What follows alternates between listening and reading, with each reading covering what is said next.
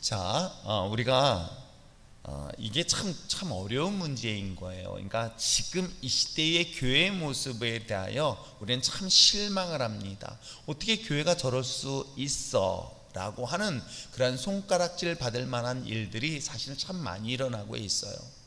그렇기 때문에 여러분들이 우리가 함께 보아야 할 것, 우리가 함께 고민하고 함께 기도해야 될 것이 있다면 성경적인 교회가 있습니다. 성경에서 말하고 있는 가장 이상적인 교회가 있습니다. 그 교회의 본질을 회복하는 것, 그 교회를 다시금 세워나가는 것을 바로 저와 여러분이 감당하셔야 되는 것이겠죠. 여러분, 교회는 다닐 수 있습니다. 그러나 교회를 세우는 문제는 별개의 문제예요. 저는 제가 교회를 세우는 것은 그것이 바로 그 성경이 말하고 있는 본질의 교회, 마치 우리 그리스도인들이 신앙인에 있어서 가장 기본적인 신앙인의 자세의 모습들, 즉 본질에 합당한 그리스도인의 삶의 모습처럼 교회도 그런 방향을 가지고 가지 못한다면, 여러분, 교회는요, 저 솔직한 얘기로 저의 목적을 위하여, 즉 제 개인의 이익의 목적을 위하여 활용할 수 있는, 그리고 그것이 대상이 될 수 있는 그런 교회 공동체로도 충분히 가능할 수 있습니다. 이해하시겠어요? 내 개인의 야욕 또는 욕망 또는 야망 또는 등등의 것을 이루기 위하여 교회를 활용할 수 있다는 것이겠죠. 그러나 그것이 어느 정도 될 수 있습니다. 또 그렇게 될 수도 있고요, 그것이 우리가 보통 교회 성장학을 통해서 본다면 그것이 인간의 힘으로 얼마든지 가능한 정도의 규모의 교회가 있습니다. 그런데 여러분, 아무리 세상이 그렇다 할지라도 최소한 우리들만큼은 교회가 교회되어지고 교회가 교회답기 위하여 여러분들이 같은 방향을 가질 때에 그 교회는 건강한 교회가 될 수 있습니다. 우리는 계시록에서 7개 교회를 주목하고 있습니다. 그 중에 빌레달비아 교회만큼은 그 나머지 교회와 달리 책망받지 않는 유일한 교회를 볼 수 있어요. 저는 마지막 때의 하나님의 교회는 율전교회, 아니 여러분들이 세워가고 또 세우는 것에 대한 완성된 이 교회가 주님 앞에 섰을 때에 교회가 그런 책망받는 것이 아니라 첫사랑을 끝까지 지켜냄으로 인하여 너희들이 합당한 하나님의 영광의 자리에 이르렀다는 그런 칭찬받는 교회를 그냥 바라보면서 나갈 수 있는 저와 여러분 됐으면 참 좋겠습니다. 그래서 교회와 나, 교회와 우리의 가정, 교회와 사업장, 교회의 우리의 모든 삶이 결코 분리될 수 없다는 것. 그 얘기는 뭐냐면 여러분도 여러분 자신이 어느 곳에서든지 그리스도인으로서 작은 교회 공동체의 역할을 잘 감당해낼 때 교회는 건강할 수가 있는 거겠죠. 교회도 마찬가지입니다. 거꾸로. 그래서 여러분들 제발 교회 안에서만 머물지 말고 어디서든지 나는 그리스도인이고 율전교회 성도로서 정말로 세상에서 덕을, 그리고 모범을, 그리고 아름다움을 선전할 수 있는 여러분 됐으면 참 좋겠어요.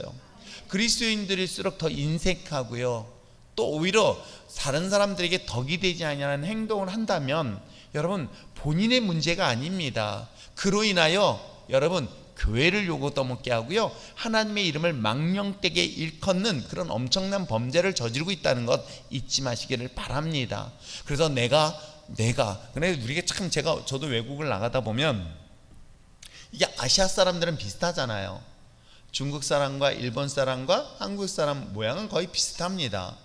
그런데 혹시라도 제가 만약에 이렇게 안 좋은 일을 하거나 그럴 수 있지는 않지만 그래도 그랬다면 나는 I am Japanese 바로 그렇게 나와요. 나는 일본 사람이라 아리가또 고자이마스 이렇게 바로 그렇게 표현해 버린단 말. 그거는 아닌데, 아무튼 내가 한국 사람으로서 손가락질 받는 것은 다른 사람들이 그렇게 비아냥거릴 수 있잖아요. 중국 사람들에 대하여 세계적으로 사람들이 그렇게 좋은 시선을 보지 않아요. 너무 무질서해요. 너무 질서도 없고 무례하고 그런 것들을 보면서 외국 나가다 보면 중국 사람들에 대한 의식이 별로 그렇게 좋지 않습니다. 인식이 좋지 않은 거예요. 그 몇몇 사람들에 대한 부적절한 행동이 그 나라의 전체를 요고도 먹을 수 있다 한다면 여러분들 분명히 기억하시길 바랍니다. 최소한 여러분들은 율전교회를 다니고 있는 거 사람들이 다 안다면 특별히 행동 조심하시기 바랍니다. 전도는 못할지라도, 그죠? 전도는 못할지라도 덕이 되는 행동을 하십시오. 좀 손해보더라도 괜히 그거 좀 깎겠다고, 그거 좀 더 받겠다고, 보너스 더 달라고, 덤으로 더 달라고 씨름하지 마시고요. 아시겠어요? 제발 좀 부탁입니다. 백화점 가서 깎으세요. 저기 수원역에 있는 백화점에서 우리 율정교회인지 잘 모르니까 거기 가서 깎으시고요. 여기 동네에서는 제발 여러분이 덕이 됐으면 참 좋겠어요. 내가 좀 손해보더라도, 내가 양보하더라도, 내가 어떤 한 행동을 통해서 그것이 그리스도인으로서 요거도 먹는다는 것 항상 잊지 마시길 바랍니다. 아주 오래전에 있었던 일인데, 사실은 그 자매가 우리 교회 성도의 사업장에 가가지고, 그분은 이제 멀리 떠났으니까 하는 얘기예요. 너무 그거 가지고 싸우게 되니까 상처를 받았다는 얘기를 제가 들었어요. 그러니까 제가 그 얘기를 듣고 같은 그리스도인으로서 속상한 거예요. 특히 여자들이 잘 가는 데 있잖아요. 뭐 네일이라든가 오늘이라든가, 그런 데 가서나, 아니면 미용실이라든가, 아니면 손톱은 네일이죠. 또 뭐가 있어요? 모래가 있나요? 하여튼 이런 데들 가서도 이게 막 그런 것들을 하니까 그런 얘기들이 벌써 동네에서 확 돌게 되더라고요. 제가 이 동네에 있으면서요, 동네 소문은 사실 잘 듣거든요. 그래도 다행히 율정교회는 지역에서 나쁜 소문 나지는 않았습니다. 그렇듯이 여러분들이 나 하나가 아니라 나를 통해서 교회가 하나님과 관계, 이 관계가 있다는 것 항상 의식하시길 바랍니다. 아시겠죠? 자, 그러한 관점에서 교회에 대한 본질을 살펴보려고 합니다. 자, 교회란 무엇일까 한번 보겠습니다. 그리스도인에서 교회라는 것은 무엇과 같다? 생명과 같습니다. 그러므로 신앙생활은 예수 그리스도의 십자가 은총으로 설립되고 그리스도를 따르는 자들의 피값으로 전파된 교회가 무엇인지 확실히 아는 것부터 출발을 해야 합니다. 그러니까 교회를 여러분 그냥 내가 다니니까 이런 모형, 그게 아니라 교회의 본질적인 문제를 추구해 나간다는 것을 지금 얘기하고 있는 거예요. 자, 많은 사람들이 교회를 인간적 조직체로 알고 있습니다. 그러나 이 교회라는 것은 사람들이 세운 건물 또는 또는 종교 집합체로 이해하는 경우 또한 있습니다. 심지어는 소규모 상점처럼 사업적으로 세우고 운영하다가 문을 닫을 수 있는 그런 인간적인 그런 형태의 기관으로도 보게 됩니다. 여러분, 이건 정말 우리가 심각하게 고민해야 될 모습이기도 합니다. 그러나 교회는 누구의 기관이다? 하나님의 기관이다. 이것에 대해서만큼은 여러분이 분명히 인식하셔야 됩니다. 교회는 어떤 상업을 목적으로 되어지는 것도 아니고요, 친교를 목적으로 되어지는 것도 아닙니다. 교회는 하나님의 기관이라는 것을 먼저 꼭 기억하시길 바랍니다. 아시겠죠? 그러나 교회는 하나님의 기관이고 하나님이 직접 창조하신 신적 기관이며 하나님의 은혜를 받는 통로이고, 바로 하나님의 은혜에는 이 두 가지가 있는데, 일반적인 은혜와 특별 은혜에 대한 이야기를 한다면 특별히 하나님의 은혜를 받는 통로가 뭐다? 교회라는 것을 잊지 마시기를 바랍니다. 그래서 이거는 굉장히 유기적 관계예요. 교회가 성장하면 개인의 삶도 성장합니다. 저는 제 모교회를 보면 분명히 경험했어요. 교회가 폭발적으로 성장할 때 성도들도 삶이 폭발적으로 성장하는 걸 봤어요. 근데 어느 정도 되어지 교회가 정체가 되어집니다. 교회가 쇠화되어집니다. 즉 노화되어지는 것을 보았습니다. 노화되어지니까 놀랍게도 성도들의 삶도 노화되는 걸 제가 봐요. 그러니까 교회가 규모가 커서 어느 정도 안정되니까 교회가 점점 노화되어지는데 더 이상 교회는 성장하지 못하고 쇠퇴하는 것들을 볼 수가 있습니다. 그렇듯이 그래도 감사한 거는 저희 교회 여러분들이 그래도 젊은 세대, 아기 엄마들의 세대가 있는 것, 여러분 정말 감사해야 될 일이고, 우리가 그런 문제에 대해서는 계속 기도하면서 교회가 역동적이고 또한 뿐만 아니라 생명의 역사심이 있는 그런 모습의 교회로 계속 세워질 수 있도록 기도했으면 참 좋겠습니다. 자, 일반적인 은혜 속에서 특별 은혜 두 가지를 봅니다. 일반 은혜 읽어보시기 바랍니다. 일반 은혜 시작.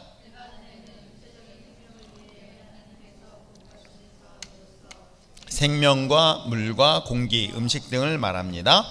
일반 은혜는 교회 밖의 세상에서도 충분히 얻을 수 있다는 것이겠죠. 그렇습니다. 일반 은총, 일반 은혜라는 것은 우리의 삶 속에서 다양하게 이루어지는 이 모든 것들이 하나님의 은혜 속에 있는 거예요. 근데 그 은혜를 알지 못하다니 특별한 은혜를 우리가 경험할 수 있는데, 한번 또한 읽어보겠습니다. 시작. 특별 은혜는 영적 생명을 위한 것으로서 죄사함과 구원의 은혜를 말합니다. 특별 은혜는 교회를 통해서만 얻을 수 있습니다. 교회를 통하지 않고서는 구원을 받을 수 없다는 뜻입니다. 그런 의미에서 교회는 하나님의 나라를 전달하는 수단이요, 천국의 그림자입니다. 천국은 아니지만 천국의 속성을 체험할 수 있는 곳이며 하나님의 몸인 교회 공동체의 지체가 되었다는 것은 천국 백성이 되었다는 것을 의미하는 것입니다. 자, 그러면 이것에 대한 정의를 내릴 때 우리는 고민하게 되어지죠. 야, 교회가 정말 꼭 천국의 그림자이며 또한 이것이 죄사함과 구원의 은혜를 특별히 그래서 교회를 통하지 않으면 구원을 받을 수 없을까? 라고 이야기할 수가 있어요. 왜 그럴까를 잘 생각해 보세요. 교회가 가지고 있는 그야말로 정말 바람직하지 않은 모습에 대한 것들 때문에 우리가 충분히 그럴 수 있습니다. 오히려 교회를 다니면서 실족하고요, 구원받는 게 아니라 정말로 낙심하고 시험 들어서 교회를 떠나고 부정까지 하는 경우, 즉 무교회주의자가 최근에 많이 늘어난 이유도 교회의 부적절한 모습 때문이라는 것을 우리는 부정할 수 없잖아요. 여러분, 그렇다고 해서 교회를 부정하면 안 됩니다. 교회가 가지고 있는 성경적 교회가 있습니다.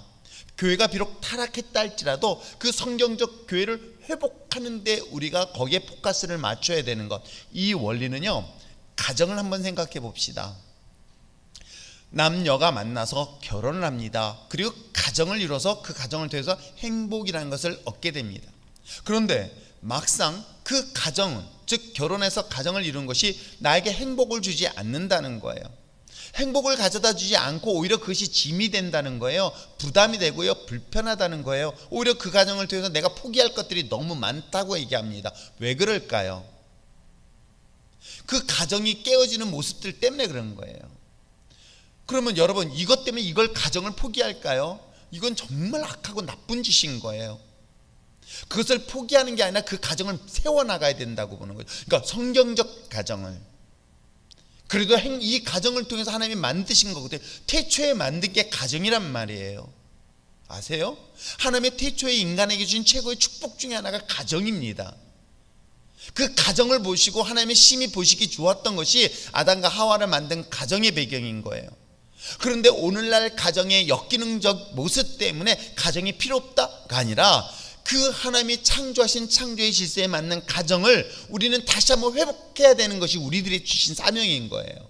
이해하시겠어요? 마찬가지라는 거예요. 교회가 교회로서의 역할을 하지 못하는 것에서 교회가 필요 없다가 아니라, 그러면 성경에서 말하고 있는 교회의 본질을 다시 한번 회복해야 된다는 단어를 말하는 거예요. 저는 구원이라는 단어 속에서 포함되어진 중요한 단어가 바로 회복이라는 것이에요. 왜요? 원래 우리가 누구의 형상을 지음받았어요? 하나님의 자녀의 형상을 지음받은 자예요. 그게 죄로 인하여 그 형상을 잃어버렸어요. 자신의 아이덴티티를 잃어버렸다는 거예요. 근데 십자가를 통해서 예수님이 죽으셨어요. 그럼 뭐예요? 나는 이미 이 사실을 믿는 저와 여러분에게 뭐예요? 회복되는 거예요. 원래 위치로 다시 회복되는 거예요. 그래서 가정이 회복되어지고요, 노동이 회복되어지고 안식이 회복되어지는 거, 이거는 새롭게 만들어진 게 아니라 있었던 것이 다시 복원되는 거예요. 전 교회도 마찬가지라고 생각합니다. 아시겠죠? 그래서 교회라는 것은 죄사함과 구원이라는 은혜를, 그래서 교회가 가장 중요한 게 이것을 잃어버린다면 교회는 존재할 이유가 없는 거예요. 교회가 존재하는 것은 마치 그것이 신교 목적이라든가 아니면 어떤 자신의 목적을 이루기 위한 도구라고 한다면 여러분, 이건 잘못된 거예요. 그렇기 때문에 교회의 본질은 결국은 영적 생명을 위한 죄사함과 구원을 얻는 그런 특별한 은혜를 교회를 통해서 얻는 거예요. 그리고 교회를 통하지 않으면 이 구원은 있을 수 없다. 이것은 성경에서 그렇게 이야기를 하고 있기 때문에 교회의 방향도 거기에 맞춰야 되는 것이 맞다. 아시겠죠? 그렇기 때문에 교회는 어떤 개인의 이야기 아니라 하나님의 나라를 온전히 전달할 수 있으며, 또 이 교회를 통해서 어떤 걸 경험할 수 있다? 하나님의 나라를 경험하는 거예요. 아시겠어요? 그래서 그걸 그림자라고 표현하고 있지만 어디든 간에 하나님의 나라를 우리가 이곳 세상을 살면서도 경험할 수 있다 없다? 있다. 그래서 이거는 굉장히 유기적 관계인 거예요. 이건 정말 중요한 기능인 거예요. 그러면 가정도 마찬가지인 거예요. 가정에서 내게 평안을 줄 수 없다? 여러분, 이거 아닙니다. 이건 마귀의 전략이.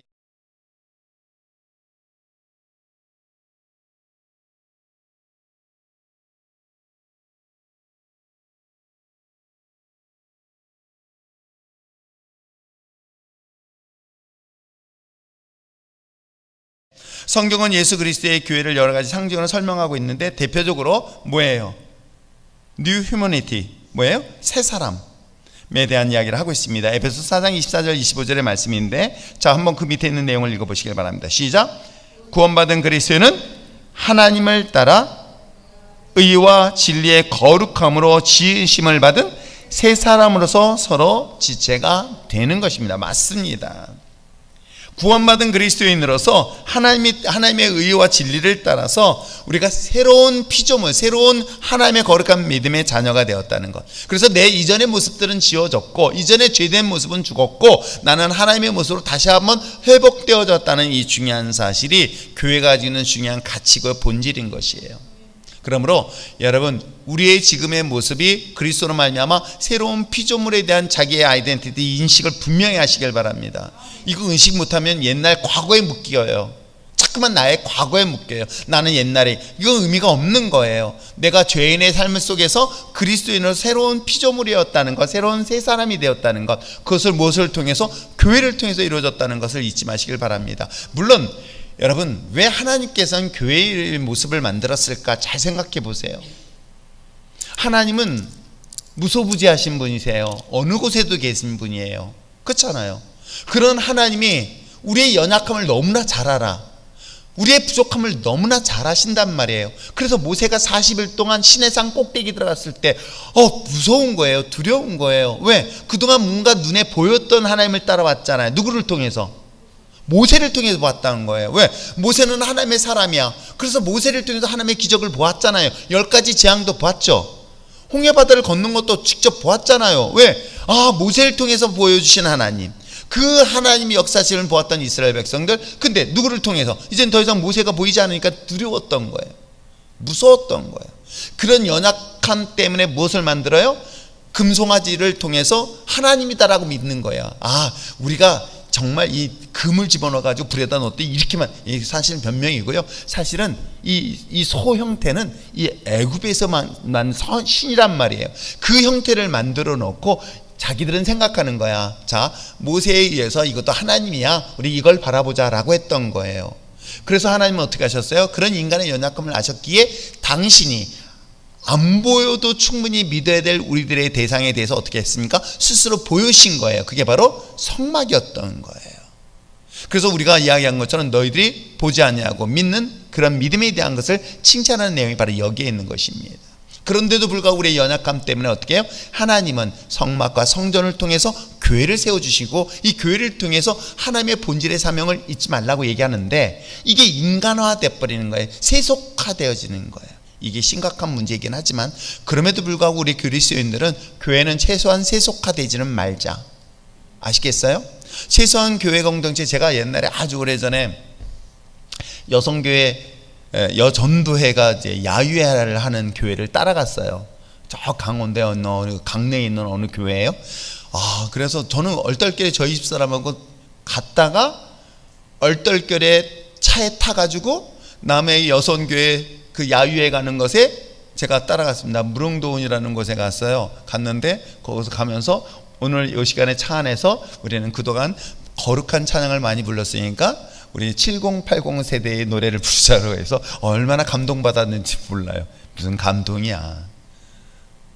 혼자서는 은밀하게 그럴 수 있을 수는 있지만, 그래도 커뮤니티, 교회 공동체 안에서 하나님을 찬양하는 자리에 부적절한 그 모습들이, 그게 자유가 아니에요. 가끔은 우리가 이렇게 친교 목적으로 맥주 한잔 어때? 여러분, 이게 되게 위험한 거예요. 아세요? 정말 위험한 거예요. 최소한 교회의 본질을 추구하기 위해서 우리가 하지 말아야 될 부분들은 냉정하게 끊어나고 거룩한 모습으로 유지해야 되는 것이 우리들의 모습인 거예요. 아시겠어요? 이거는 어떤 경우일지라도 이 방향에 대해서는 여러분, 설령 제가 만약에 오늘 우리가 가볍게 맥주 한잔, 목사님 그래야 하면 아니 됩니다 라고 장로님들이 얘기해 주셔야 돼요. 아싸 목사님 그래요? 이러면 곤란한 거예요. 무슨 얘기인지 아시겠어요? 제가 혹여라도 또 이렇게 흐트러질 수 있잖아요. 그럴 때 목사님 우리가 먼저 예배 드립시다, 먼저 기도합시다, 우리가 먼저 이것부터 합시다 라고 하는 것들이, 그런 이야기를 해줄 수 있을 때 제 귀가 막혀서 듣지 못한다면 그건 제가 저를 떠나셔야 될 때예요. 아 그렇구나, 이걸 통해 하나님의 음성을 듣고 내가 잘못했구나 깨닫고 돌아선다면, 저는 리더는 지도자는 어떤 사람이든 귀에 마지막까지 열려 있어야 되는데, 여러분 마지막까지 귀를 생명을 살리는 이유가 뭐 때문이에요? 죽음의 순간까지도 마지막 귀를 살리는 이유는 우리가 들어야 될 하나님의 말씀 때문은 아닐까요? 전 교회도 마찬가지라 생각합니다. 그러므로 교회는 새로운 피조물, 옛날에 중요하지 않아요. 그리스도로 말미암아 우리는 새로운, 내 옛날의 과거에 그야말로 이런 못된 모습과 상처 입은 모습이었지만 그리스도로 말미암아 교회를 통해서 나는 새로운 피조물에 대한 역할을 하고 있다. 이게 바로 교회가 가지고 있는 중요한 역할이라는 것 잊지 마시길 바랍니다. 자, 두 번째는 뭐예요? 교회는 뭐예요? Body of Christ, 바로 그리스도의 몸이라는 거예요. 그래서 교회의 몸을 세우는 거예요. 각자의 역할을, 기능과 역할을 하는 것입니다. 읽겠습니다. 시작. 교회는 그리스도의 몸이요 그리스도는 교회의 머리가 되십니다. 에베소서는 교회가 그리스도의 몸임을, 골로새서는 그리스도가 교회의 머리 되심을 말해주고 있습니다. 그래서 여러분, 우리가 그런 얘기 있잖아요. 아, 나는 내가 여기서 필요 없다. 여러분, 이 온몸에 필요 없는 존재가 없습니다. 다 소중한 존재인 걸 여러분 스스로가 생각하세요. 왜? 아까 처음에 이야기하고 있는 것처럼 나는 새로운 사람이야. 그리고 이 교회 공동체에서 물론 역할들이 다를 뿐이에요. 그러나 어느 누구도 필요 없는 존재가 없다. 다 소중한 존재라는 거예요. 여러분, 내 몸에 만약에 세균이 없다. 그래 우리 집사람 맨날 손 씻으러 가서 제가 그냥 손만 씻고 있지만은 여러분 적당히 좀 지저분해도 좋겠다 생각이 들 때가 있어요. 그래야 면역성이 있잖아요. 그건 아닌데, 아무튼 이 온몸의 기능은 사실은 다양한 존재를 다 인정하고 수용하고 받아들이는 거, 그게 몸인 거예요. 그래서 그리스도, 다만 그 중심은 뭐예요? 예수 그리스도다. 이것이 중심인 거예요. 아시겠습니까? 그리고 저와 여러분은 그 하나님의 몸된 교회를 함께 세워나가는 거예요. 각자의 지체를 통해서. 그래서 거룩한 교회를 세워나가는 거, 제가 꿈꾸고 있는 교회예요. 제가 사실은 목회자가 되겠다는 소망보다는 교사가 되겠다는 소망을 가지고 목회자가 신학을 공부했었지만, 결국 하나님께서 저에게 주셨던 것은 교회다운 교회, 정말 하나님이 기뻐하는 교회를 꿈꾸기 시작한 거예요. 하나님이 원하시는 교회, 정말 하나님의 뜻에 합당한 교회가 무엇인가를 고민하면서 왔던 것처럼, 그 고민은 저와 여러분이 함께 하면서 이 하나님이 몸된 교회를 얼마나 아름답게 건강하게 세울 것인가에 대한 사명은 저와 여러분이 모두 됐으면 참 좋겠습니다. 자, 또 하나의 몸의 교회에 대해서 뭐라 그래요? 하나님의 성전, 또는 하나님의 뭐라 그래요? 집. 아시겠어요? House of God 또는 Temple of God 이라고 이야기하고 있어요. Temple of the King. 그건 팝송인데.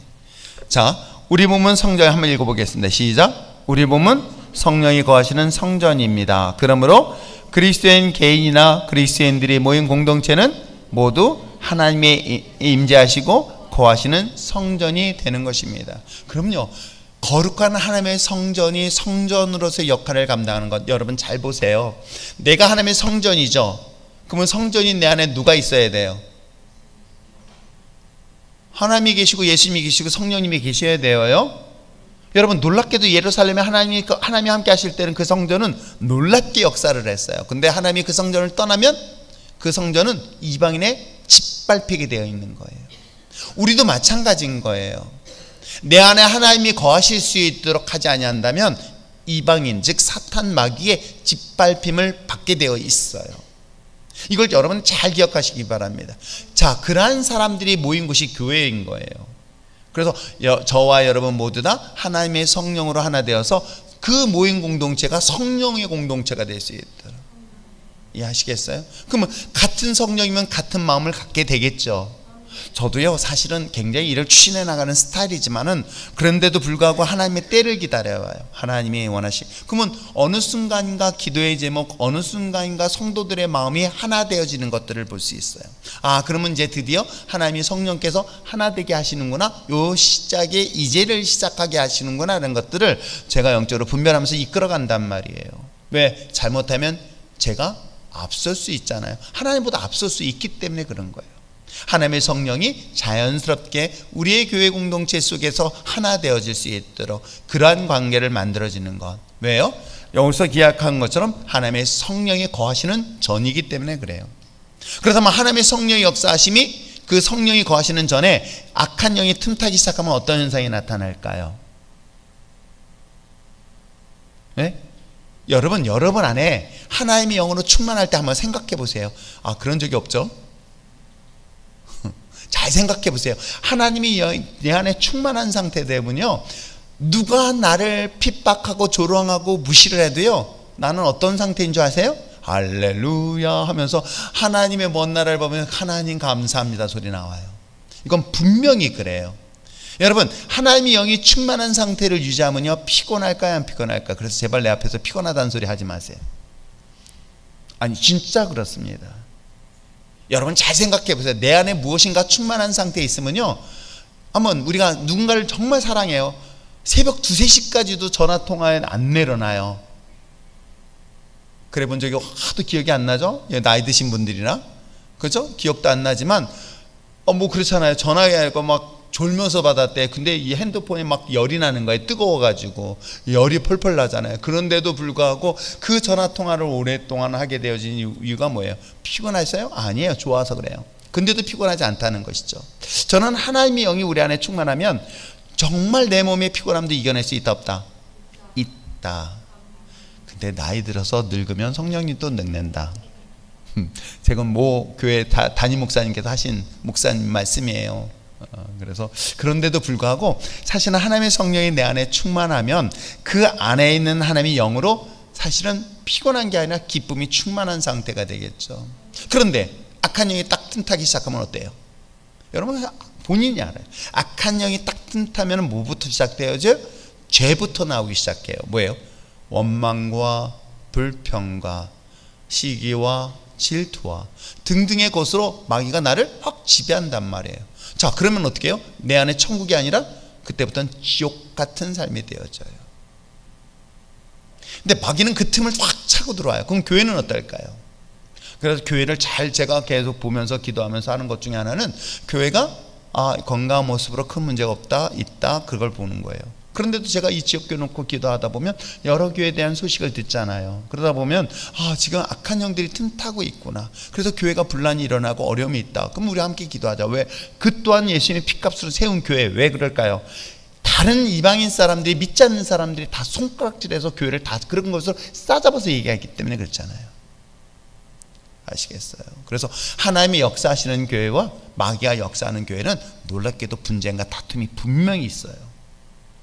그래서 교회가 하나님의 거룩한 영으로 하나 되어질 수 있도록, 악한 영이 틈타지 못하도록. 여러분 이단 신천지도요, 그런 사이에 싹 들어와서 어떻게 해요? 여러분 교회를 회파하는데 놀랍게 분열을 일으키는 것.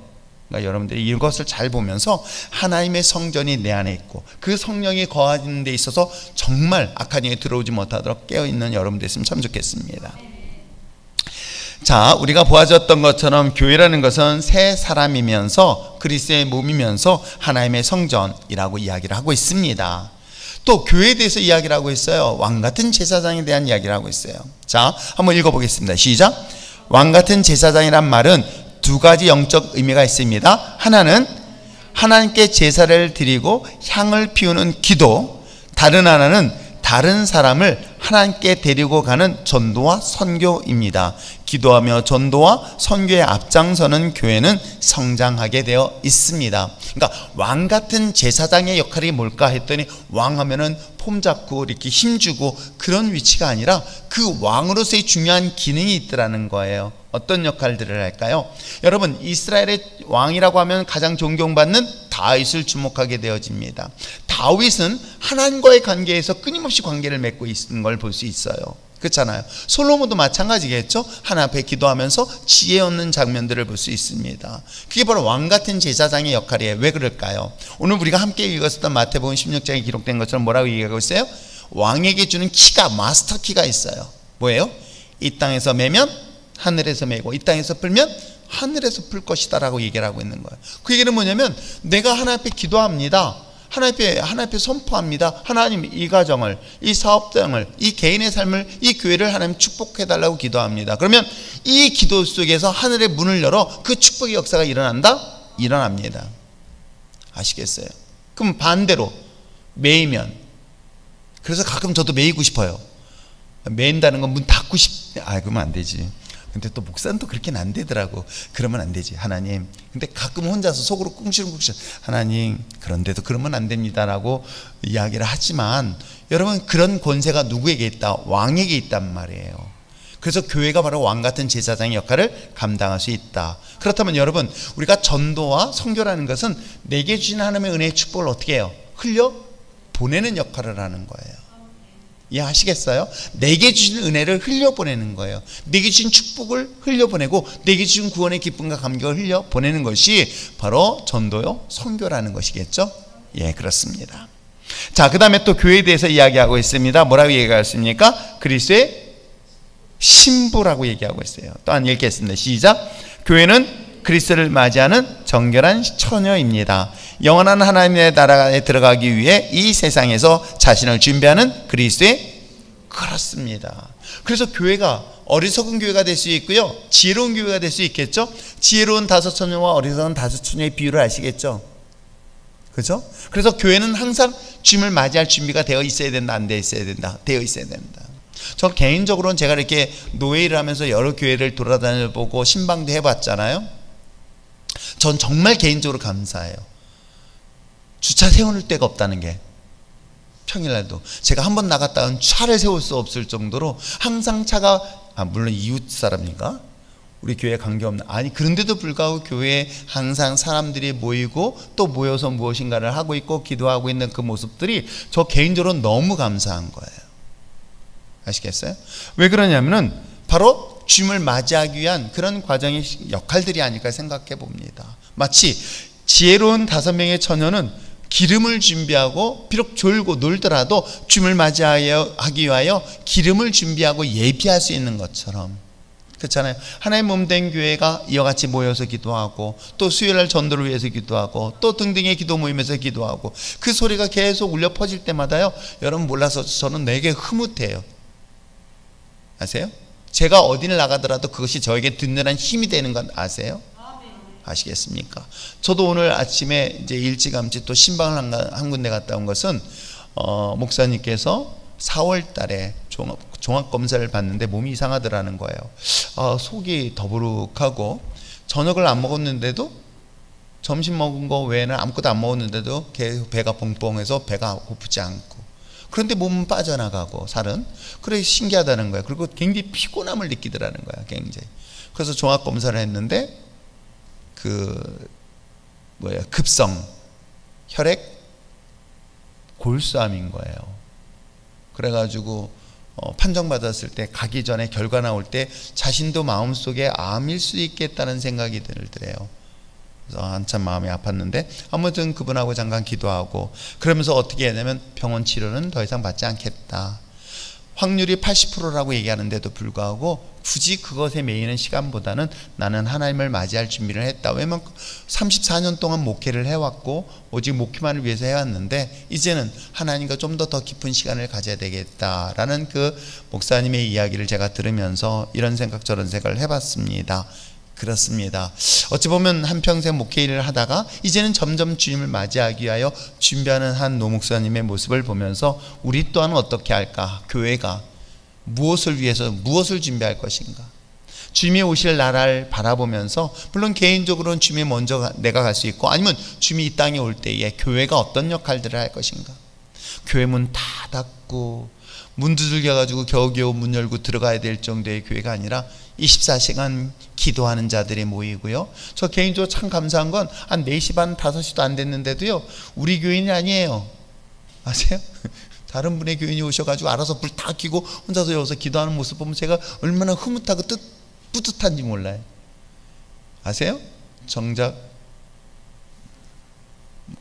우리는 아니지만 그런데도 불구하고 전 개인적으로 감사한 게, 그래 하나님 몸된 교회가 여러분을 피곤하게 만든다 할지라도 그럼에도 불구하고 모여서 기도할 수 있도록 하나님께서 이 기회를 열어주시게 하시면 감사합니다라고 기도하고 있습니다. 아시겠죠? 그렇듯 하나님의 몸된 교회가 하나님을 맞이할 수 있는, 주님을 다시 한번 맞이할 수 있는 그런 깨어있는 교회가 됐으면 참 좋겠어요. 자, 또 하나 볼 수 있습니다. 교회라는 것은 뭐예요? 하나님의 가족이라고 얘기합니다. 읽겠습니다. 시작. 6번 뭐예요? 자, 시작.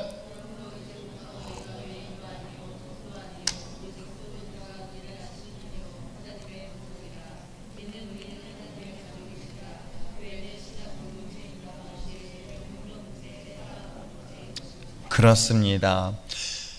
정말 교회는요, 생명을 나누는 공동체가 돼야 돼요. 그래서 저는 부부 사이에 비밀이 있어서도 안 되잖아요. 부모와 자녀 사이에 비밀이 있다는 것은 벽이 있다는 거거든요. 제가 우리 큰아들하고 작은아들을 얘기한다면, 큰아들은 좀 더 소통하는 게 있어요. 왜 그런지 아세요? 방이 2개가 있는데 큰아들하고의 방의 구조와 작은아들의 방이 달라요. 어떻게? 큰아들은 잘 때 문 열어놓고 자요. 작은 놈의 자식은 문 잠궈놓고 자요. 닫는 게 아니라 잠가버려요. 그래서 문 열고 못 들어가요. 그래서 아침에 장난치고 싶어도 못 치어요. 그러나 아들한테는, 큰 놈한테는 냉수를 확 퍼버려요. 잠자고 있는 아들한테. 전 그러면서 한편으로는 그런 생각을 해요. 그래도 한 놈은 이렇게 소통을 하고 있거나 한 명은 다, 여러분 교회라는 데는 어떨까? 저 개인적으로는요, 교회를 제가 꿈꾸고 있는 교회예요. 비밀이 있는 교회가 아니라 비밀이 없는 교회가 됐으면 참 좋겠다. 그래도 나의 허물과 부족함이 드러내도 그걸 품어줄 수 있는 교회가 됐으면 참 좋겠다. 세상 사람들은 다른 사람의 허물과 다른 사람의 부족한 부분을 장난질하잖아요. 그렇죠? 그 사람들을 비아냥거리잖아요. 그래서 그 사람들을 짓누르고 그 사람들을 낮게 보면서 자기가 높아지는 것처럼 그런 교회가, 그런 세상이라면 저는 교회는 그래서는 안 된다고 생각해요. 누군가가 어려움이 있고 누군가가 아픔이 있다면 그 아픔을 같이 울어줄 수 있는 교회가 됐으면 전 좋겠어요. 물론 교회 공동체의 이 꿈을 가지고 시작했지만 그렇지 않은 사람들도 물론 있어요. 한두 사람 있을 수 있어요. 아니, 2000년 전에. 그러나 그것이 두려워서 교회의 말을 막는다는 것은 저는 제가 원하는 목회 방향이 아니에요. 최소한 부부싸움까지도 서로 알 수 있었으면 참 좋겠다. 그래서 부부싸움을 통해서 있었을 때 최소한 내가 미리 알고 있으면 기도할 것이고, 그리고 말을 할 때도 조심하고 배려해 주지 않을까요? 저는 교회가 그래야 된다고 생각해요. 그것이 진정한 가족 아닐까요? 그것이 진정으로 생명을 나누는 공동체가 되어야 된다. 물론 말씀드린 것처럼 그렇지 않은 소수의 사람들이 있어요. 그러나 소수의 사람 때문에 벽을 막는다? 저는 그걸 반대해요. 그거에 따른 부작용도 물론 있을 수 있어요. 그러나 부작용이 무서워서, 제가 말씀드렸죠? 부작용이 무서워서 결혼을 안 하는 건 아니다. 마찬가지라는 거예요. 교회는 철저하게 생명, 운명 공동체예요. 그것이 초대교회의 모습이었던 거예요. 그래서 여러분 어떻습니까? 초대교회의 모습의 가장 이상적인 것은 자신의 있는 모든 재물을 함께 공유하는 거예요. 근데 그것만이 떡을 떼며요, 생명을 나눠요. 하나님의 복음을 위하여 같이 생명을 나누는 공동체가 된 거예요. 그게 성경적 교회라고 한다면 최소한 우리 율정교회는 그런 교회가 됐으면 좋겠다고 소망을 가지고 시작하는 거예요. 그래서 저 역시도 목사로서 허물을 적당히 감출 수 있으면 저도 거룩하게 할 수 있잖아요. 거룩하지는 않지만, 그런데도 불구하고 내 자신의 모습, 허물이든 우리 집사한테 맨날 혼나더라도 그 모습 그대로 감출 필요가 뭐가 있을까? 그래서 알잖아요. 우리 부부싸움한 거 몰라요? 이영선 집사님? 몰라요? 그 앞에 뒤를 안 봐서 그래요. 저것들은 다 뒤만 봐가지고 앞에 안 보고 뒤에 봐가지고 목사님은 사이에 사모님하고 따라 앉았네, 저쪽에 앉았네. 그러면 이제 둘이 싸웠어? 이렇게 얘기해요. 할 수 있어요. 그런데도 불구하고 교회는 그것을 손가락질하는 게 아니라 그 허물을 덮어주는 것이다. 그것이 제가 꿈꾸는 교회예요. 그것이 성경적 교회예요. 그래서 여러분 분명히 기억하시길 바랍니다. 여러분 가족에서도 갈등 있고 다툼이 있어요. 그런데 가족인 거예요. 교회는 그래야 된다. 그래서 어떤 어려움을 만나는 사람이 있으면, 어떤 아픔이 있다고 한다면 그 아픔을 같이 나눕시다. 기쁨도 함께 나누. 그 기쁨 있는 건 질투하고, 나쁜 일 있고 아픈 일 있으면 손가락질, 그런 거는 이미 교회의 역할이 아니에요. 제가 만약에 우리 교회가 그런 역할을 한다고 한다면 그 교회는 제가 감당을 못할 수도 있겠어요. 그래서 여러분 정말 제 마음처럼 정말 교회가 가족처럼 됐으면 참 좋겠다. 아시겠죠? 자, 세 번째, 마지막으로 뭐예요? 교회는 하나님의 무리 또는 하나님의 양떼입니다. 읽어보시겠습니다. 시작. 다시 한번 저 이정승 장로의 목소리 안 들렸어요. 다 같이 시작.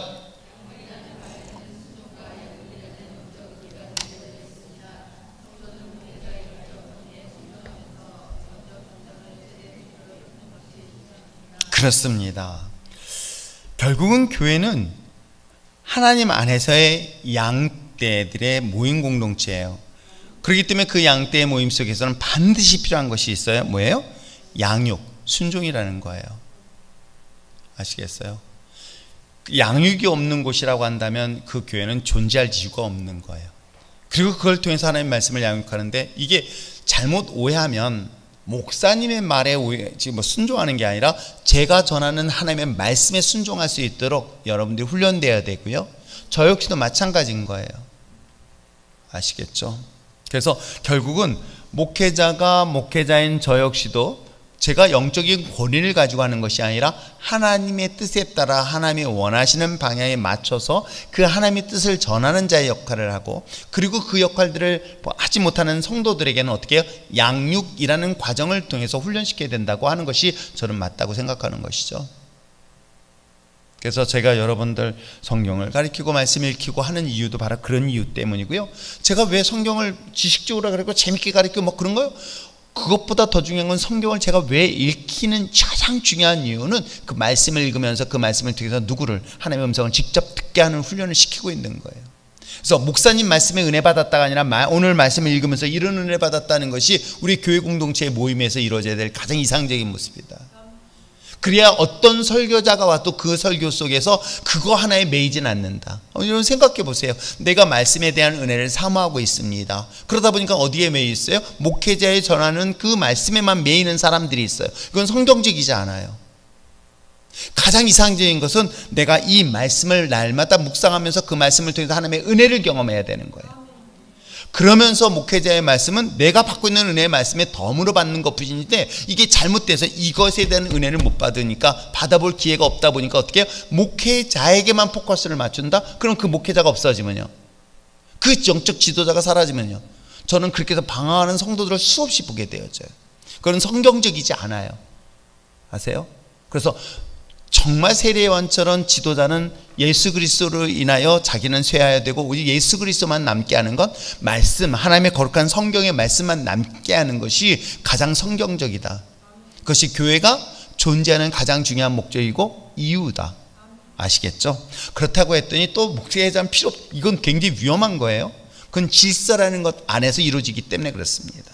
하나님은 그것을 질서를 만들어 놓으니 그냥 만든 거 아닙니다. 자, 교회는 세 가지 기능이 있습니다. 케리그마, 코이노니아, 디아코니아, 세 가지가 있습니다. 뭐예요? 말씀의 가르침과 복음의 전도가 있고요. 또 성도들의 나눔과 교제가 있어야 됩니다. 그리고 섬김과 봉사가 있어야 됩니다. 이 세 가지는 교회가 가지고 있는 가장 신학적이면서 세 가지의 중요한 기능의 역할들을 감당해야 된다. 이 세 가지는 반드시 교회가 갖춰야 될 모습들인 거예요. 아시겠어요? 그래서 말씀에 대한 가르침을 받고 그것을 전하는 역할, 그리고 성도들 사이 속에서는 나눔과 교제가 있고요. 그러면서 이웃에게는 섬김과 봉사가 있어야 된다. 세 가지 아시겠죠? 우리 교회끼리가 아니라 이웃에게는 바로 봉사, 섬김이 있어야 된다는 걸 얘기하는 거예요. 우리 교회 안에서는 바로 교제가 있어야 되는 거예요. 여러분, 교회 공동체의 교제 되게 중요한 것이기 때문에 이것도 무시하면 안 됩니다. 난 교회 필요 없어, 나는 하나님과, 되게 위험한 거예요. 미안하지만 그것이 사탄 마귀의 공격의 가장 중요한 대상이 된다는 거. 여러분, 양떼를 잘 생각하시면 돼요. 양떼 무리에 한꺼번에 집단으로 있으면요 공격을 못해요. 근데 사나운 늑대나 그런 짐승들이 누굴 공격해요? 떨어져 나간 짐승들을 공격해요. 아세요? 근데 그 영적 원리하고 똑같습니다. 아말렉 군사들이 이스라엘 백성들의 진영을 공격할 때도 똑같은 방법을 선택해요. 낙오된 자들이 공격이 대상이 되는 거예요. 그렇듯 영적으로도 마찬가지. 그럼 신천지도 그렇게 접근해서 들어와요. 교회에서 낙오되어지고 불평하고 아웃사이드 된 사람들이 주 타켓이 되는 거예요. 아시겠어요? 그건 영적인 문제이기 때문에. 그래서 교회 안에서 교제도, 교제권도 참 중요한 것이다. 아시겠죠? 그런 모습으로 여러분들에게 나왔으면 참 좋겠어요. 자, 우리가 이제 이번 주부터 시작될 수요 강의는, 자, 교회와 나, 그리고 나와 내 삶의 현장, 이 세 가지의 유기적 관계인데, 여러분, 개인의 삶이 성장하면 가정이 성장하죠. 여러분 생각해 보세요. 남편이 진급하면 가정 경제가 영향을 받죠. 남편이 수입이 많아지는 것만큼은 가정의 경제도 달라지겠죠. 물론 남편들이 저 중간에서 착복하지 않는 이상은, 그렇죠? 정상적이라고 한다면 남편의 수입이 가정의 경제에도 영향을 미치죠. 그러면 남편이 승진하는 것만큼 이 두 가지 관계가 유기적 관계처럼 하나님과 관계도 똑같습니다. 그래서 오늘 우리가 준비하고 있는 것은 이제는 영적인 성장, 교회 성장에 대한 포커스를 이제는 맞출 때가 됐다. 여러분들 각자의 리더들 중에서 사실은 이제 각 셀 리더가 되어줄 후보들이 사실은 의외로 많거든요. 잘 준비되어져 있는 사람들이 있거든요. 이제 이 사람들을 통해서 좀 더 많은 확장성을 갖고 준비를 해야 되겠다라는 마음을 가지고 있고요. 또 하나는 그 순장 테이블 리더들은 각자 자기 위치에서 또 다른 제자 훈련에 관심을 갖고요. 그 부분에 대하여 좀 더 힘써줬으면 참 좋겠어요. 왜? 제가 말씀드린 것처럼 교회 공동체, 소그룹 모임의 공동체 교회입니다. 그것이 가정이든, 그래서 조금 가정에서는 여러분 자녀를 말씀으로 그렇게 양육했으면 참 좋겠어요. 또 어느 한 가정에서는 가정 예배를 통해서 하나님의 말씀을 나누고 있는 가정도 있습니다. 또 뿐만 아니라 그런 가정 공동체뿐만 아니라 소그룹 모임도 마찬가지인 거예요.